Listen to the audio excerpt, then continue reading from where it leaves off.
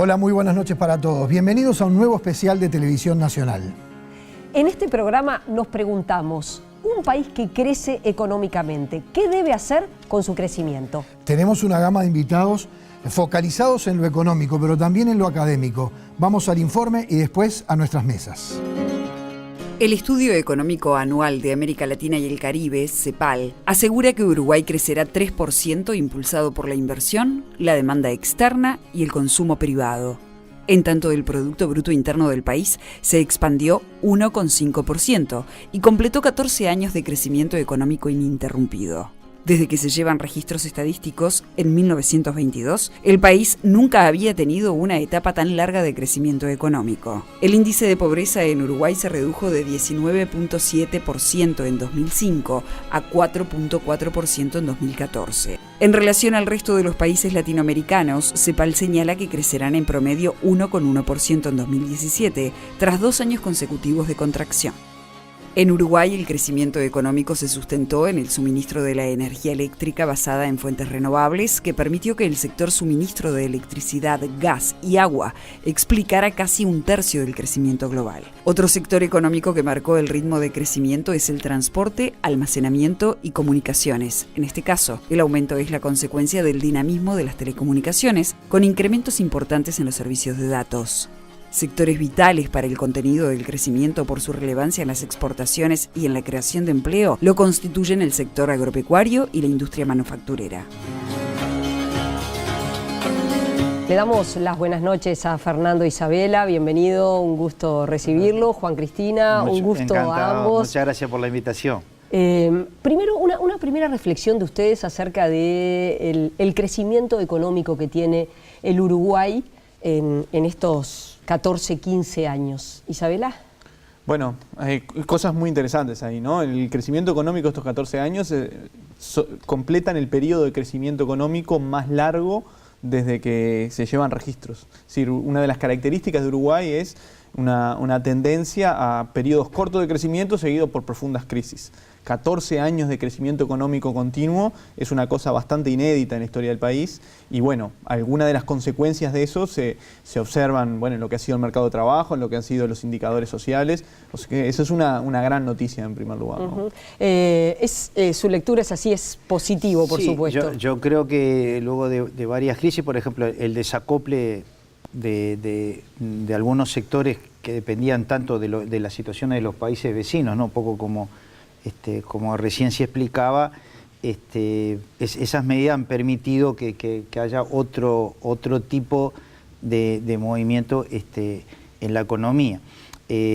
Unos precios internacionales de países productores de materias primas, específicas, que también beneficiaron en la región.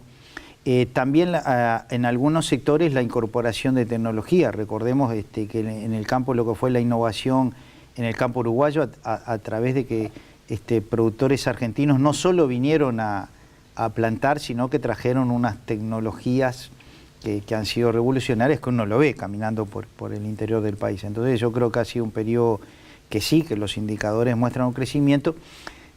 Lo más importante es mirar hacia el futuro.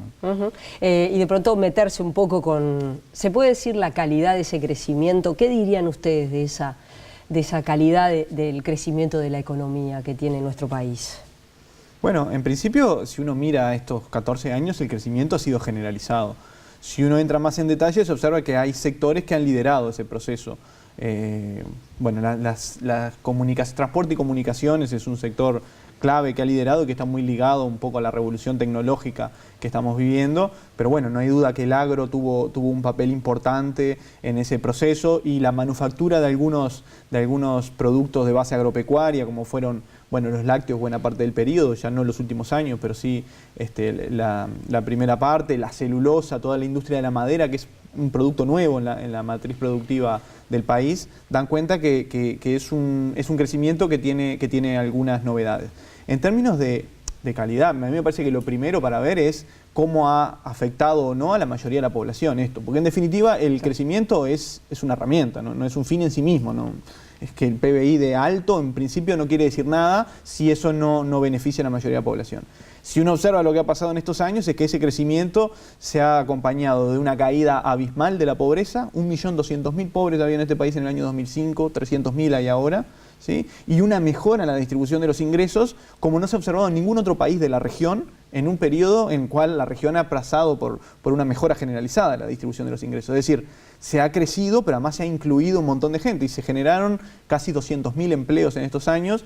En los últimos años se perdieron algunos, pero digamos que 160.000 nuevos empleos en relación al periodo de partida hay. Es decir, que eso da pauta, da cuenta de un crecimiento inclusivo, y eso me parece que es lo fundamental a la hora de hablar de calidad, ¿no? Juan, la calidad de ese crecimiento y de pronto las dificultades o los escollos que tiene la sociedad uruguaya. Yo creo que, yo suscribo que esos números, como bien se decía, es un periodo importante que está viviendo el país.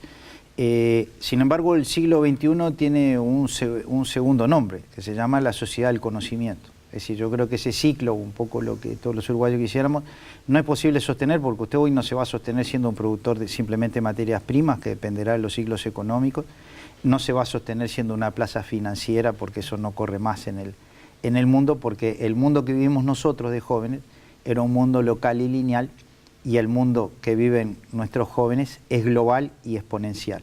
Entonces, educación, ciencia y tecnología son los sectores, digamos, que pueden hacer que justamente, como bien se ha dicho, esos buenos indicadores que luego de tantas épocas malas que pasamos anteriormente, que son muy buenos, se puedan sostener y se puedan mejorar. Si uno piensa que de la cohorte que tiene que terminar los estudios de enseñanza secundaria para entrar a nuestra universidad, es decir, los que van a ser alumnos míos en marzo del año que viene, solo un 40% de esos muchachos van a terminar esos estudios. Entonces uno se pregunta, hay un 60% que nosotros no los vemos, ¿no? Y en realidad la pregunta para todos nuestros representantes, para nuestros parlamentos, para nuestros dirigentes es, esos muchachos que no están en mi clase, ¿dónde están? Donde además una sola innovación lo puede uno dejar fuera del mercado. Yo quisiera un ejemplo muy breve, ¿no? Te voy a decir una empresa porque no vamos a tener problema en el canal porque la empresa no existe más, pero uno antes podía decir, sí, nosotros somos Kodak y tenemos un capital de 28.000 millones de dólares en 1996 y tenemos 140.000 empleados en todo el mundo. Y en un laboratorio de física, una universidad, se empieza a estudiar el efecto fotoeléctrico, que es cuando incide una radiación determinada en un metal, se desprenden electrones. Eso se procesa de una manera y llegamos a las cámaras digitales que hoy tenemos en los celulares. Entonces uno puede decir, sí, pero entonces imagínense que yo vengo y les cuento eso como director de I+D de la empresa Kodak, a usted que es la gerente general, me dice, somos Kodak, ¿no? 5 años después, la empresa... el capital de la empresa es 0 y el día que cerraron tenían solo 40.000 empleados. Entonces no es somos, y eso yo creo que da la idea clara de lo que nos queda por invertir en tener una academia sólida y un desarrollo de una apuesta a la tecnología de las empresas públicas, privadas y de nosotros, obviamente, la responsabilidad que tenemos de formar a esos nuevos jóvenes. ¿Hacia dónde dirigir los esfuerzos? Sin duda que la capacitación del capital humano es un elemento clave. Bueno, la Oficina de Planeamiento y Presupuesto ha trabajado sobre el tema de hacia dónde, cómo dirigirse, ¿no?, en el contexto de la sociedad que tenemos. Sí, no es una pregunta sencilla, pero hay un tema de la necesidad de diversificar la matriz productiva, es decir, de empezar a producir otro tipo de bienes y servicios, no necesariamente en lugar de los que ya producimos, pero sí además de los que ya producimos, un poco por lo que recién él bien comentaba, que cuando uno está atado a unos pocos productos, sobre todo cuando son productos cuyos precios uno no determina, eso es una vulnerabilidad muy importante. Entonces, Uruguay tiene ahí una necesidad muy grande de seguir modificando su estructura productiva. Si uno mira la estructura exportadora del país ahora y lo mira hace 20 años, se ven cambios muy grandes, ¿no? Los lácteos eran un sector de producción de consumo interno hace 20 años, hoy en día es un sector exportador. Toda la exportación de servicios, de software, por ejemplo, es absolutamente nuevo. Todo lo que es la celulosa y los productos de madera son nuevos, pero bueno, todavía estamos dependiendo de un conjunto bastante acotado de productos que tienen una base muy fuerte en la producción primaria, que no tiene nada de malo la producción primaria, pero lo que es absolutamente necesario es incorporar conocimiento en su producción, incorporar valor agregado antes y después, es decir, en la fase de diseño y generación de semillas y cosas así, y también en la fase posterior. Entonces, bueno, nosotros estamos trabajando, digamos, interpretando que el mundo, el sistema capitalista pasa por diversos periodos donde algunas industrias tienen periodos de dinamismo mayor que otros. Y en este momento, en el mundo, hay como dos principales impulsores del crecimiento en el mundo. Son las tecnologías de la información y las comunicaciones, las TIC, y todo lo que es la bioeconomía, ¿no? Que tiene que ver con la producción de recursos renovables de manera sustentable. Y esos son los dos ejes que nosotros estamos estudiando. En este momento, por ejemplo, uno de los estudios que ya está en marcha tiene que ver con la producción forestal, con imaginarnos la producción forestal del 2050. Uruguay va a terminar, si se instala esta próxima planta de celulosa, va a ser uno de los principales exportadores del mundo de celulosa, que se usa básicamente para papel. La industria de papel en el mundo es una industria que básicamente está en declive, porque mucha de la revolución tecnológica sustituye papel por otros soportes. Entonces es muy importante ver qué otros usos hay relacionados a la forestación y a la celulosa en particular. Y ahí hay un montón, y la idea de ese estudio es detectar qué áreas Uruguay tiene capacidades, pero desde lo que son bioplásticos, biofibras, bioquímicos, todo un conjunto de sectores que tienen que ver con la energía, con la bioenergía. Es decir, hay un montón de oportunidades ahí, pero es necesario anticiparnos y generar las capacidades para eso. No me quiero perder de lo que usted decía, que no es la primera vez que lo conversamos, vinculado con qué pasa con ese 60% de jóvenes que no están en su clase, que no están en las facultades, ¿no?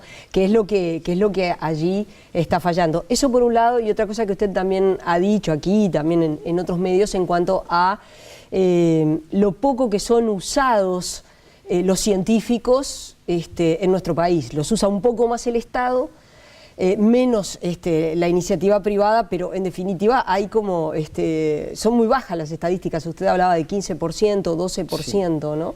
Entonces, formamos científicos, pero no los usamos. Sí, en cuanto a lo que dice de los muchachos, creo que hay un mensaje importante para quienes miramos desde la ciencia y la importancia que esta tiene en las sociedades actuales, ¿no? El 2034 está ahí a la vuelta. Digamos, si bien no es para mí, pero es para los que vienen atrás. Sabemos que el 47% de los trabajos en el 2034 en el mundo están automatizados. Entonces, yo creo que este es un mensaje para las compañeras y compañeros que estamos, ¿no?, en el movimiento sindical. ¿Cómo preparamos las nuevas fuerzas de trabajo ante esa realidad? Y eso no se puede hacer si nosotros no nos convencemos, porque en realidad convencernos es que lo que se llama la apropiación social de la ciencia, ¿no? Es decir, en realidad la importancia que tiene el desarrollo científico-tecnológico en un continuo, que es lo que crea la innovación. Fíjese usted que cuando yo tuve el honor de ser investigador de los Institutos Nacionales de Salud de Estados Unidos, alrededor de nosotros estaba la mayor concentración de empresas de biotecnología del planeta. ¿Por qué estaban ahí si es un estado cada? Podían estar en Montana, porque es de donde se nutre, ¿no? Entonces, en realidad tenemos que pensar en que entre nosotros y más bien nuestros hijos y nuestros nietos hay un cambio civilizatorio. Entonces no es ese cambio lineal como podíamos tener en las últimas. Entonces, si no aprovechamos el crecimiento para acoplarnos a ese mundo, más allá de si ese mundo nos gusta o no, ¿cómo podemos hacer frente a esos cambios que están a la vuelta de la esquina. Lo que nosotros decimos es, el Estado invierte en nosotros fondos públicos que vota nuestro Parlamento, la facultad se financia con fondos públicos. Si usted hace una inversión en mí y me da una misión, su obligación ante el pueblo uruguayo es dejarle al Uruguay los mejores científicos que pueda para el siglo XXI. Y ese mismo Estado, porque muchas veces sale el artículo en la prensa que nosotros somos caros. Y claro que somos caros. Acá, formar un investigador, un científico en Alemania, le puedo decir que sale muy caro, no le digo en Japón. Hay países pequeños, por ejemplo, nosotros en el Sistema Nacional de Investigadores debemos ser 1.700 personas. Debemos ser el 2 por 1000 de la población económicamente activa. Cuando los países desarrollados tienen el 2% de la población económicamente activa en tareas de investigación y desarrollo. Hay países pequeños que llegan a invertir el 2% del PBI, Corea del Sur, Israel, que no son, porque compararse a veces con los grandes es Claro. Entonces, yo creo que estas son las cosas en las cuales Ahí usted dice, ahí hay falencias. Si nosotros no generamos políticas, en realidad es como cuando uno tiene que acostumbrarse a que el mundo es otro, ¿no? O ven muchachos, no es solo que se vistan diferente que lo de menos, ¿no? Tienen una computadora en una mano, un celular en la otra. Entonces nosotros no podemos seguir con la tiza y el pizarrón. Esa es la verdad. Y entonces creo que si usted me pregunta qué es lo que tiene que hacer Uruguay con este crecimiento, que como bien se apuntaba con algunos índices que además son reales porque son los números, ¿no? Lo que lo indican, no debemos olvidar que a la vuelta de la esquina espera una pequeña comunidad que tiene que integrarse y para eso se precisan políticas nacionales. Reclamamos 320 millas de soberanía en el mar. ¿Y quién va a saber los parámetros físicos, químicos, biológicos y de comunidades para cuidar esa riqueza? Nosotros vamos a la Antártida, pero no vamos a la Antártida porque, está bien, no es por la aventura, es porque lo que está pasando desde el punto de vista climático en la Antártida afecta a la región y en poco tiempo puede afectar las ventajas comparativas para algunas cosas que Uruguay pudiera tener. Entonces, es esa visión la que yo creo que tenemos que empujar y ahí, por lo menos para mí, hay una sola bandera, que es la bandera uruguaya y es la que nosotros desde Facultad de Ciencia y desde nuestra universidad tratamos de apoyar de la mejor manera posible. ¿Hay resistencias desde el Estado como a esa incorporación de más científicos que son en definitiva los que forma el propio Estado uruguayo? A ver, si uno mira la plantilla del Estado, en realidad, no diría científicos, pero la gran mayoría, cada vez más, son universitarios, digamos. En general, el Estado es un gran demandante de universitarios.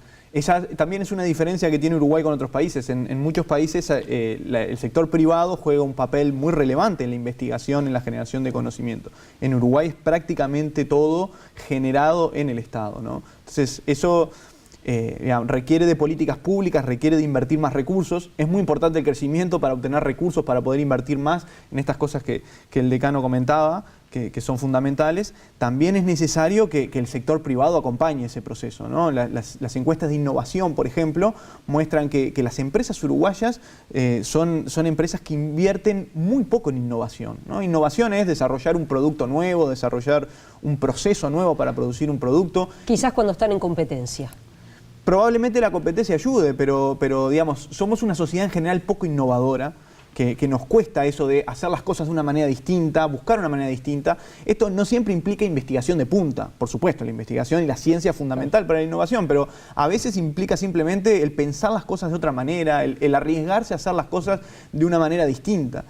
Se nota la diferencia, lo poco innovador que es la sociedad. Uno va al supermercado acá y va al supermercado en Argentina, nomás por decir.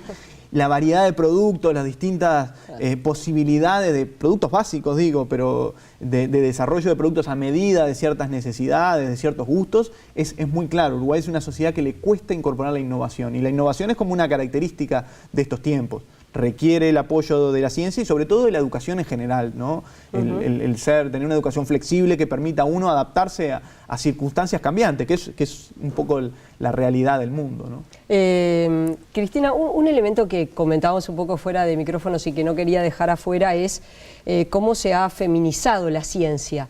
Sí. Es cierto que no en todas las carreras, lo decíamos en ingeniería no, por ejemplo, pero en su facultad hay una matrícula femenina muy importante. Muy importante, afortunadamente.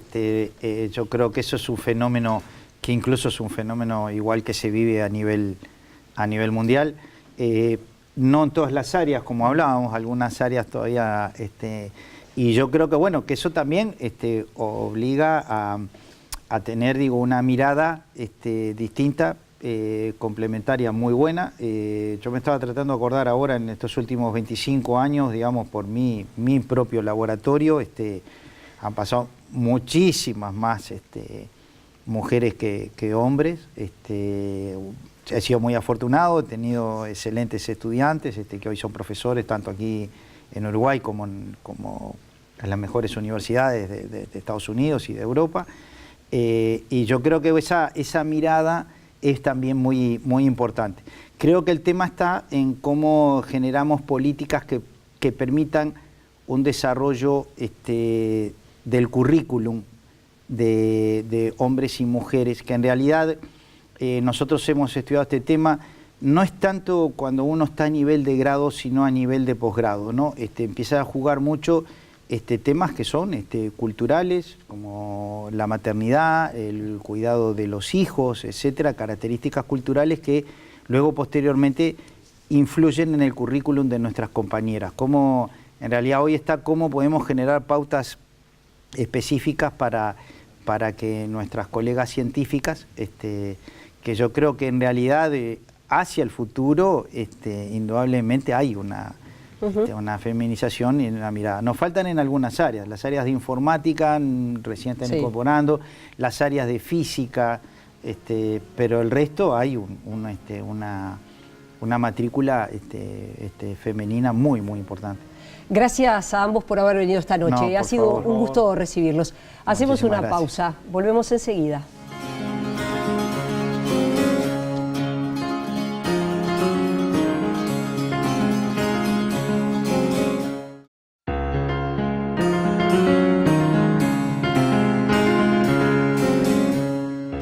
Bueno, seguimos adelante y le damos la bienvenida a los economistas Luis Bértola y Bruno Gili. Gracias por estar con nosotros esta noche. Gracias a ustedes. Si tuviese que decir, que plantear el currículum de cada uno de ustedes, no nos alcanzaría el programa. Tengo algunos datos para más o menos planteárselo a la gente y voy a tratar de resumir los datos ya resumidos, porque la verdad que son sin obsecuencia, sin ánimo de ser obsecuente, son abundantes y ricos. Luis Bértola es profesor titular del programa de Historia Económica y Social de la Facultad de Ciencias Sociales de la Universidad de la República, es economista, ya lo dijimos, es investigador nivel 3 del Sistema Nacional de Investigadores, es investigador asociado del Centro de Investigación de Política Económica de Londres, editor de la revista de Historia Económica Iberoamericana y Latinoamericana de la Cambridge University Press. Algunos datos, faltan otros.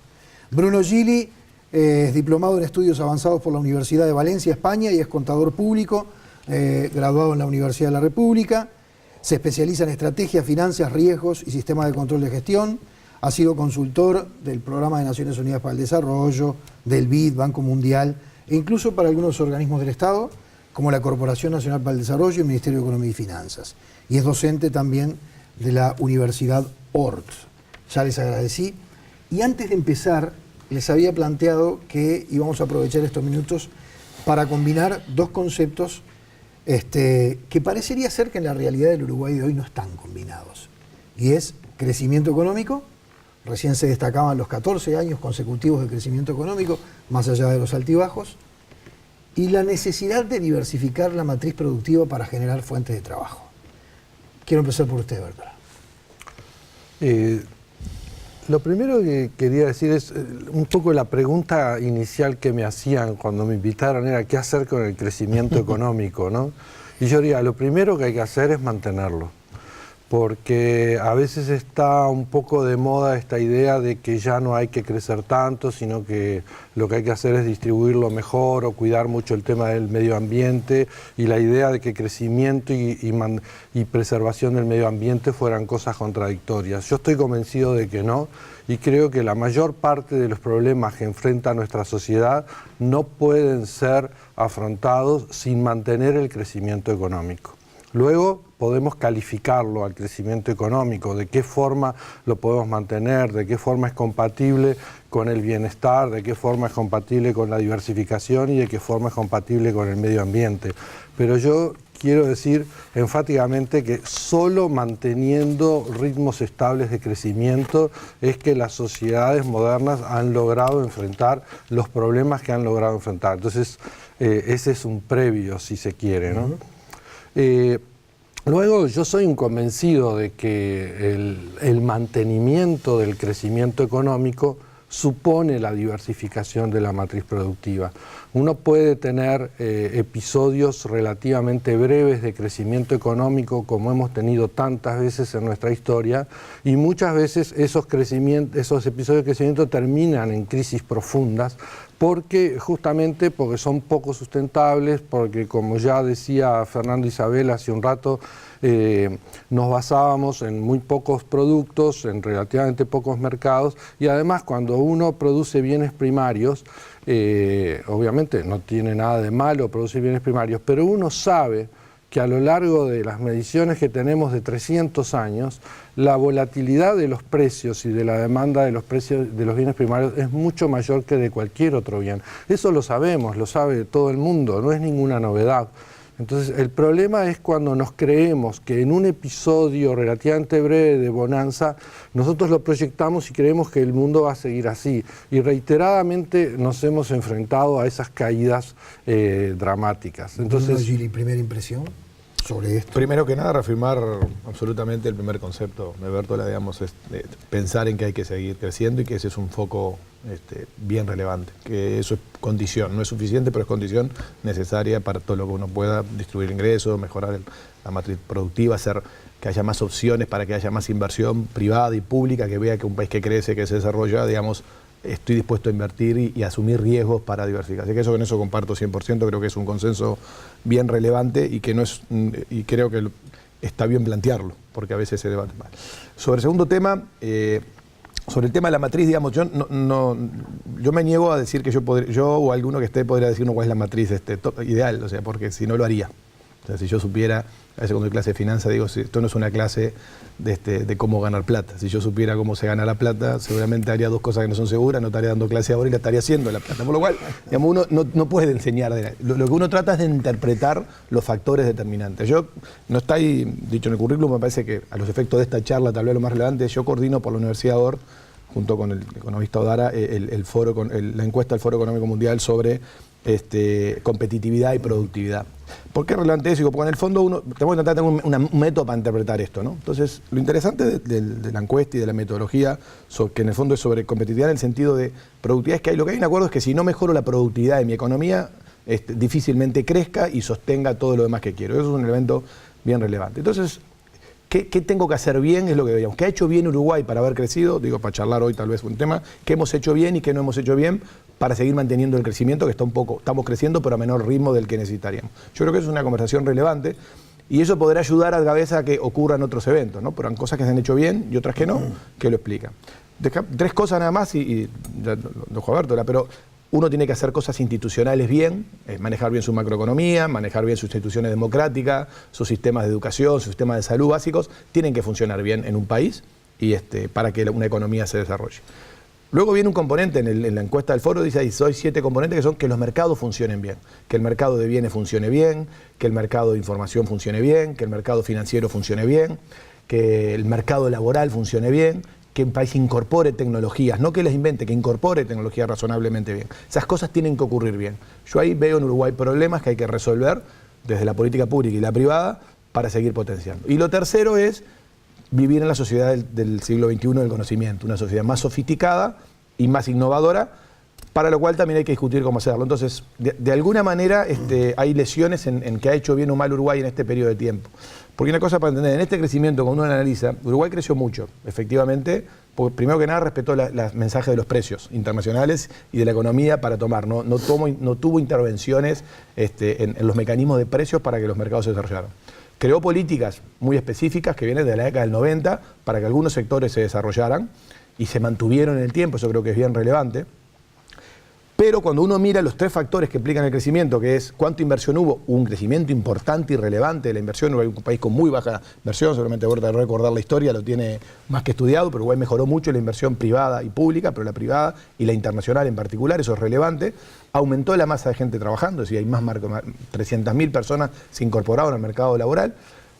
Pero falta un tercer componente, que es el de la innovación, la sofisticación y que es la productividad en sí mismo, que es la combinación de todo eso, que es lo que explica por qué algunos países son mucho más desarrollados que otros. Y en ese tema, las investigaciones son bastante dudosas, hay algunas que dan mejor o peor, pero no le va muy bien a Uruguay en eso todavía, ¿no? O sea, ese es un componente que me parece que hay que tratar de entender por qué no nos va bien, ¿no? Bien, hablar de crecimiento económico, en principio, fundamentalmente para quienes hacen los anuncios, desde el gobierno, el ministro de Economía, en fin, integrante del equipo económico, puede resultar positivamente impactante en el receptor del mensaje.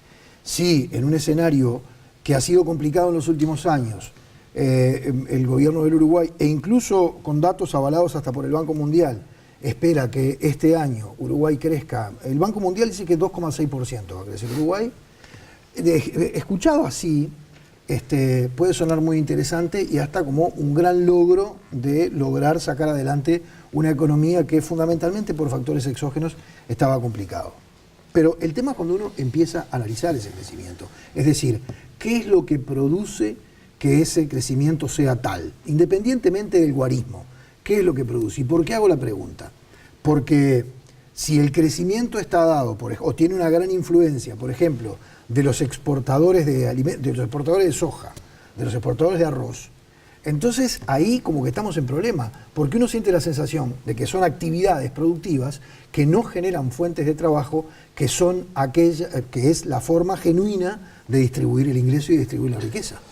Bueno, no sé, es relativo eso, ¿no? Yo no llegaría a esa conclusión tan rápido, pero a ver. No, yo creo que no hay nada malo con la soja, con el arroz, con la ganadería, con los recursos naturales de por sí.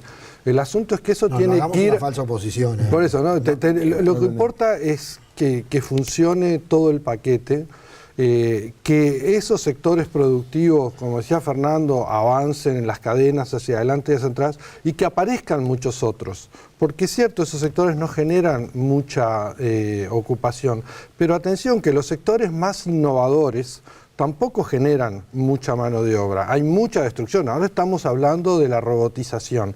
El problema es, como dicen, esto es como una carrera entre la tecnología, la educación, y por eso es tan importante que aparezcan nuevas actividades y diversificar las actividades. Porque incluso los sectores dinámicos no generan mucho empleo, tenemos que diversificar. Nosotros, imaginémonos, un gran desarrollo tecnológico, gran aumento de la productividad. Nos podemos imaginar varios mundos con eso.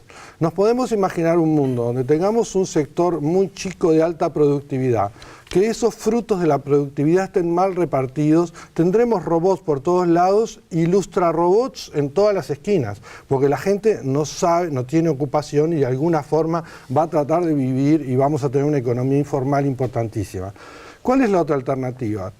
Muy tendencialmente, tener una economía que tenga gente capaz de desarrollar actividades competitivas en un amplio gama de actividades, que todas sean personas bien formadas y que tal vez podamos trabajar 4 o 5 horas por día y el resto dedicarnos al tiempo libre, a la cultura y a un montón de cosas más.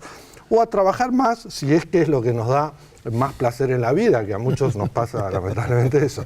Entonces, yo creo que nos tenemos que imaginar eso. Entonces, por eso es tan importante la diversificación, porque la diversificación permite diversificar empleos, permite además emplear cada vez más gente con mayor nivel de capacitación y además permite hacer el crecimiento compatible con la equidad.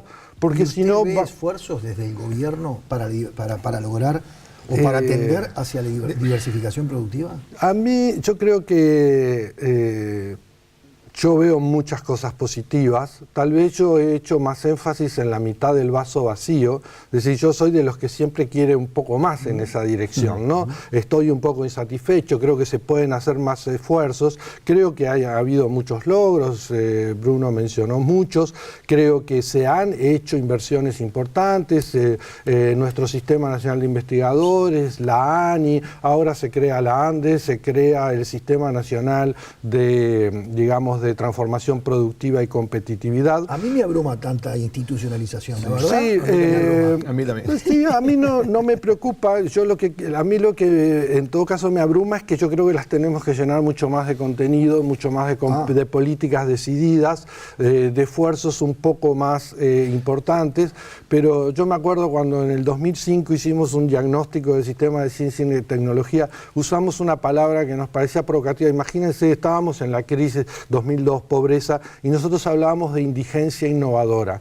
¿Qué le queríamos decir a la gente cuando hablábamos de indigencia innovadora? Estábamos con la indigencia de verdad. La gente tenía necesidades y era justo que todos los recursos se dedicaran al plan de emergencia y todo eso. Pero que no debíamos olvidar que si somos indigentes desde el punto de vista de la innovación, todo esto futuro no lo vamos a tener y vamos a disfrutar de beneficios de corto plazo y no vamos a generar esa otra dinámica. Quiero preguntarle a Bruno Gili si ve al gobierno comprometido, pero no comprometido en el discurso, sino comprometido en acciones concretas de lograr una diversificación de la matriz energética. Es decir, si producimos tantos alimentos, ¿por qué no los exportamos industrializados los alimentos? Te voy a contestar concretamente eso, Sí. por una cosa teórica para el público es un poco más claro cuando decimos, a ver, uno podría diversificar, es un el camino, pero también podría, vamos a pensar en Finlandia, ¿no?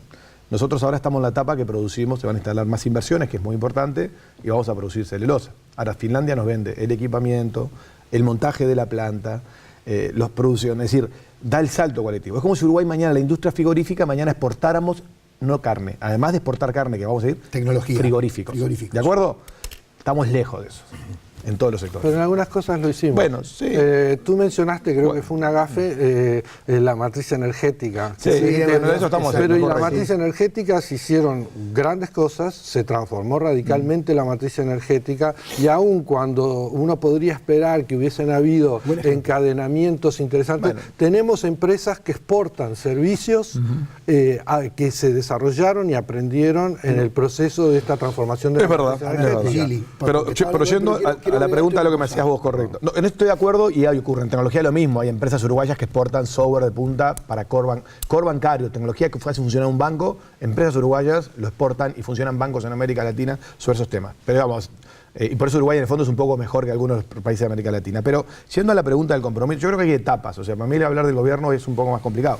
Yo creo que hubo una agenda muy clara en los primeros 6, 7 años de lo que fue este gobierno en el periodo anteriores, de entender la importancia que había que transformar algunos mercados, volverlos más eficientes, promover la inversión y tomar algunas decisiones vinculadas a algunos de los redes de sociales, digamos, para impulsar. Yo creo que está parado los demás. O sea, ¿por qué? Porque Uruguay tiene problemas hoy de eficiencia en sus mercados, en varios. Tiene que repensar su mercado, todo el funcionamiento de su mercado de capital humano, me gusta llamarle. No tanto por las regulaciones que está de moda ahora por lo de Brasil, sobre las reglas que puede haber algo, sino que en Uruguay se está quedando atrás en términos de la capacidad de su capital humano para cumplir las cosas que estaba planteando Bertola. Este es un tema objetivo y no veo voluntad.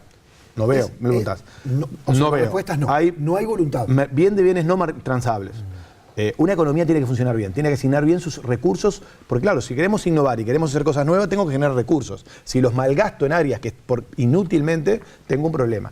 Hay mucho para hacer en Uruguay en mercados no transables, es decir, que ocurren adentro, que algunos se van volviendo transables producto de la tecnología, como por ejemplo el transporte, y ahí hay mucho tema. En todas las áreas que quiera, desde el Estado, algo en transporte, sí, pero en salud, en educación. Hay varios mercados que son en el funcionamiento del Estado para responder a las necesidades de la sociedad del siglo XXI. Ahí hay muchos costos transaccionales que son inútiles y están gastando recursos y ahí no veo que haya un eje de trabajo claro. Separaron las reformas vinculadas a eso. Y eso para mí es bien relevante porque si los mercados no son eficientes, es difícil convocar a la gente a que asuma más riesgos para invertir en cosas que son más innovadoras, pero que también son más riesgosas. Y lo tercero es la política internacional. O sea, si no nos vinculamos a mercados más sofisticados de una manera más inteligente, yo creo que Uruguay tiene un problema porque no hay cómo vincularnos. ¿Podemos ofrecer un mercado sofisticado? No. bueno, podría... ¿Me dejas matizarlo un poco? Bueno, Bruno? Pero quiero hacer una pregunta y me quedan 3 minutos. Una pregunta Pero vale la pena que lo... Dale. en base a un ejemplo que Berto le acaba de poner. La diversificación de la matriz energética, lo mencionamos tangencialmente hace algunos minutos. Yo por una Pero justamente... tenemos la energía más cara todavía de Sudamérica. Pero además de eso, quiero hacer una pregunta bien No, concreta por para temas bajar de todo esto a tierra. productividad. Es muy lindo No, ver verdad. los parques eólicos en el interior del país generando, son hasta vistosos incluso. Pero ¿cuánta mano de obra generan los molinos girando en el campo y generando energía eléctrica? Bueno, pero tal vez indirectamente, Lo hace si indirecto, la sí. energía baja de costo, puede Hasta ahora generar eso no indirectamente. ocurrió. Bueno, no ocurrió Bueno, pero no hasta ocurrió por otras cosas, ¿no? Pero me dejás volver a Sí. un par de cositas. Sí. A mí me cuesta mucho pensar que no hay voluntad. Yo creo que voluntad hay. El problema es que hay una cosa que se llama economía política, que es confrontación de intereses, bloqueos, Está bien. dificultades, armonización de intereses. sabido, si querés. Y a veces, O no ha podido, como quiera. bueno, prefiero eso a Está decir bien, que no hay estoy de acuerdo, voluntad, comparto, porque me comparto. parece que la voluntad, realmente, si hay algo que hay voluntad en todos los actores de cualquier parte, me parece que es la de transformar el sistema educativo, acuerdo. porque... bien. Estoy de acuerdo, estoy de acuerdo. Lo con otro la es idea. el tema de los mercados. Yo creo que hay muchas formas de organizar las sociedades. Hay muchas formas de organizar las sociedades y nosotros tenemos que encontrar la nuestra. Y no todas pasan por acuerdos estrictamente de mercado. Hay muchísimas formas de cooperación en la sociedad que determinan la competitividad de las sociedades, que no pasan estrictamente por arreglos de mercados, que pasan por distintas estrategias de cooperación, que tienen que ser eficientes, ¿no? Pero digo porque a veces se crea el mito de que el mercado lo es Los todo, mercados, todo los pasa mercados por se el pueden mercado. competir o cooperar. Y Pero los el mercado mercados se funciona. construyen y el Estado construye los mercados. Pero no quiero irme mucho más, era solo un matiz para pelearlo un poco. ¿De acuerdo? Una última, porque ya me están haciendo seña que tengo que ir a la pausa, una última reflexión. Hace exactamente una semana, en un momento de hondo dramatismo, no sé si lo vieron, pero de realmente hondo dramatismo, una mujer le habló al presidente Tabaré Vázquez en Nuevo Berlín, en el Consejo de Ministros abierto, no solamente diciéndole que recibía una haber mensual, una pasividad, y lo digo así para utilizar un término genérico, porque no sé si era jubilación o pensión. Murro dice que no hay jubilaciones por debajo de los 10.000 pesos. Ella dijo que recibía 3.000 pesos por mes. Pero voy a hacer foco en el otro planteo que le hizo, cuando habló del hambre que pasan algunos peones rurales. Ella estaba hablando de la experiencia de sus hijos. ¿Lo escucharon? Sí. Porque quiero saber si lo escucharon. Y escuchamos la respuesta. Independientemente de la respuesta, ¿qué opinión tiene la respuesta? No me gustó. Me parece que no se trata de ser o no agradecido porque, en definitiva, muchos de los logros reales que se han obtenido en esta década fueron fruto de muchas luchas, de muchos esfuerzos, son conquistas y no son dádivas, ¿no? De acuerdo. Por eso no me gustó la respuesta. Sí, no es una... De acuerdo, yo creo que a veces los gobernantes piensan que el Estado es como que la plata es de ellos, están gestionando, coordinando y representando. No me gustó la respuesta. Sobre la situación puntual no la conozco. No, obviamente, está bien, pero no quiero ir a la situación. Pero Pero respecto a la siguiente. respuesta, yo creo, bueno, yo tengo discrepancias con ese formato de cómo se encaran los problemas. Yo creo que, imaginemos que voy a ir por cada ciudad del país a preguntarle a la gente que necesita, sería ingobernable. O sea, creo que tiene un componente que me parece que metodológicamente puedo entender por qué lo hacen, pero no creo que sea como yo me imagino que se construye una evaluación de una política pública. Creo que hay muchas más cosas inteligentes que el propio gobierno hoy produce de mostrar los impactos de seguridad pública que ese tipo de evento, porque aparte tiene estos riesgos de lo que le pasó, ¿no? Además, un gobierno de izquierdas perfectamente puede decir que las izquierdas están para combatir las manifestaciones más perversas de un sistema social y económico que genera desigualdades, que genera marginalidad. Y bueno, lo que hay que hacer es seguir trabajando para que, por todo lo que decíamos, crecimiento, diversificación, educación, mejora en la distribución del ingreso y esa podrá ser la forma en que de a poco se puedan superar las injusticias de la Se sociedad. engancharon con el tema. Obvio. Se engancharon con el tema, es lógico. En realidad lo quise plantear porque de alguna u otra manera, por lo menos la inquietud en este bloque, era tratar de conectar, fundamentalmente que la gente, incluso la gente que está con dificultades, que logre conectar cuando escucha a los gobernantes hablar de crecimiento económico con su propia realidad. Y hay realidades como estas, porque lo que sucedió allí, me parece, no sé qué piensan ustedes, no tengo tiempo pero de repente 30 segundos, es que el presidente es un detalle de las leyes tuitivas o protectoras de muchos sectores sociales que durante muchos años estuvieron olvidados. Pero el tema está en el cumplimiento, y ese es el gran problema. Allá en la inmensidad del campo, perdidos, alejados de pueblos, de ciudades, ¿se cumple o no se cumple con todo lo que marcan esas leyes? Bueno, pero hay que reconocer que se votaron leyes, ¿no? Digamos que, o sea, después están. Digo, para no ver todo en blanco y negro. Igual déjame hacer una menor. A mí me preocupa cuando el tema de la voluntad o no. Ayer se presentó la propuesta de hacer una vía de tren, digamos, para conectar. Había 7 ministros y el presidente para presentar la idea. Cuando el INED presentó el informe de cuál era el sistema educativo en Uruguay, no fue ni una sola autoridad pública. Yo creo que esas son señales que no son menores. Y me parece que esas cosas hay que corregir para que entendamos todos efectivamente por dónde es que pensamos que van a cambiar las cosas, ¿no? Gracias a los dos por haber estado. Gracias a ti. Vamos a la pausa y después el cierre con Gerardo Caetano.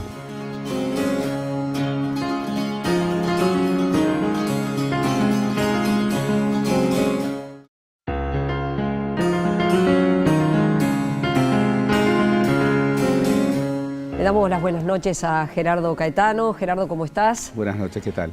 Bueno, como resumen de lo que ha sido este programa, donde hablamos de qué debe hacer el país con su crecimiento económico y donde todos, bueno, apostaron a qué hacer y a la vez una visión de lo que han sido estos 14 años de crecimiento ininterrumpido.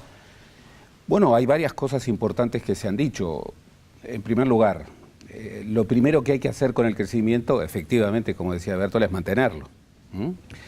Es muy importante haber crecido como creció el país, incluso seguir creciendo en contextos económicos de desaceleración, como estos últimos 3 años, pero el crecimiento no basta, pero es indispensable. Es una condición necesaria para afrontar tareas estratégicas. Bien, pero mantener el crecimiento tampoco basta, porque justamente el crecimiento es un instrumento para hacer cosas. Y uno puede crecer de distintas maneras sin tener pensamiento estratégico, sin tener visiones de qué hacer. Un país como Uruguay tiene que tener libreto, tiene que construir crecimiento y lo tiene que hacer desde, bueno, la asunción plena de muchas restricciones. Hay muchas cosas que afectan al crecimiento posible del Uruguay que no dependen de acciones del propio gobierno. Pero crecer para, de alguna manera, inscribir propuestas de carácter estratégico. Tal vez lo que uno echa en falta es esa ausencia de ideas de pensamiento estratégico. Todos podemos convenir, bueno, educación y ciencia y tecnología. Bien, pero tenemos problemas. Por ejemplo, en educación, el último informe, el informe de este año del INED, indica las dudas respecto a si se va a llegar en el presente periodo al 6%, pero sobre todo indica algo más preocupante. Indica que no se perciben prioridades claras dentro del sistema educativo para utilizar ese 6%. Entonces, bueno, hay que llegar a una meta del 6%, pero hay que tener claro hacia dónde marcar el rumbo. Investigación en ciencia y tecnología. Bueno, es muy claro advertir que un país de la escala del Uruguay, si quiere seguir creciendo, pero sobre todo si quiere crecer desde la equidad, desde una adaptación a un mundo de cambio vertiginoso, tiene que apostar en serio a la calidad. Y hoy la calidad, la agregación de valor, es investigación en ciencia y tecnología. Ha habido un compromiso. El Frente Amplio en sus 3 gobiernos hizo cosas muy importantes. La ANI, que acaba de cumplir 10 años, es muy importante. El Sistema Nacional de Investigadores es muy importante. Pero, lo decía el decano de la Facultad de Ciencias, estamos lejos incluso de países que tienen una escala similar a la nuestra y que invierten allí mucho. Y estamos lejos en un país en donde el rol del Estado aquí es clave, entre otras cosas, porque el sector privado nacional no es muy innovador. No es como en otros países. Isabela, no es muy innovador. No es como en otros países en donde la innovación científica tecnológica, bueno, fundamentalmente proviene del sector privado. Acá no. Entonces, el compromiso que asumieron todos los precandidatos presidenciales en la última campaña de terminar el quinquenio invirtiendo por lo menos el 1% del producto, va a quedar lejos, va a quedar lejos. ¿Consideras que es un crecimiento ¿se puede ser tan categórico de decir, bueno, es un crecimiento de mala calidad? No, no, para nada, yo no creo eso, lo dijo muy bien Isabela. Si uno ve los vectores del crecimiento y si uno de alguna manera asume que la carne de la trazabilidad, la industria lechera, la revolución científico-técnica que se ha visto en el campo, no es solamente exportar materias primas sin procesar, sino que es la inscripción en cadenas alimentarias en donde el país ha progresado, y ha progresado de manera clara. Bueno, no es un crecimiento de mala calidad. También advertir hasta qué punto el país, bueno, ha transformado la matriz energética. Puede hoy llegar casi a la utopía de exportar energía renovable. Viste que cuando Fernando le pregunta a Bértola respecto a, bueno, ¿por qué no han bajado las tarifas? Él señalaba que era por otros problemas, claro, no porque la diversificación no hubiera funcionado. Pero por supuesto, hay medidas de estos años que son claramente un libreto para el futuro, un libreto para una sociedad como esta. El Plan Ceibal, que inscribe a una sociedad en una perspectiva de digitalización muy fuerte, es una medida estratégica, es una medida que anida otras estrategias. Cuando vamos a una economía digitalizada, bueno, allí tenemos un avance en una línea certera. El cambio de la matriz energética en un contexto mundial en donde la volatilidad del precio del crudo, la volatilidad del gas, tenemos países en América Latina con enormes riquezas gasíferas o petroleras que tienen problemas energéticos, y el Uruguay no tiene una gota de petróleo y no tiene una gota de gas.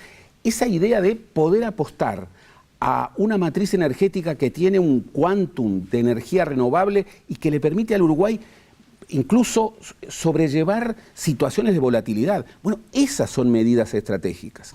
Lo que ocurre es que junto a esas medidas estratégicas faltan otras medidas estratégicas.